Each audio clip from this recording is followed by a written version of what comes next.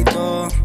Biglang pangyayari nakakalito, pero alam bakit yun nung pakiramdam. Kung ayaw mo nang lumaban, tumahimik ka na lang. At di ko alam kung saan ba dito mapanakit, kung yung mga banatan ko sa'yo dito palaging dumidikit. Kaya kung gusto mo dito na sa'kin na lumalaban, may bayag ka dapat na kaya sariling ipaglaban. At Big S, sorry na po kung mga tropa mo sa akin dito nagtatampo. Di ko naman sinadya na sila sa akin bigo. Lahat ng sinasabi ko lang naman ay totoo.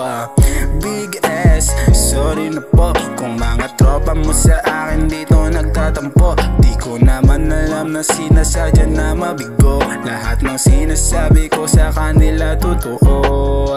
Di mo kaya na to gampanan, alis nang walang dahilan. Kaya hindi mo alam at hindi na mangyayari na magpapakulay ng mundo kung may bahagharian. Dami na siguro ang mga nag-aakala na mahal pa siya, pero di nila alam sila'y nagpapanggap. Kaya pag biglang iniwan hindi niya matanggap. Kaya Big S, sorry na po kung mga tropa mo sa akin dito nagtatampo. Di ko naman sinadya na sila sa akin bigo. Lahat ng sinasabi ko lang naman ay totoo.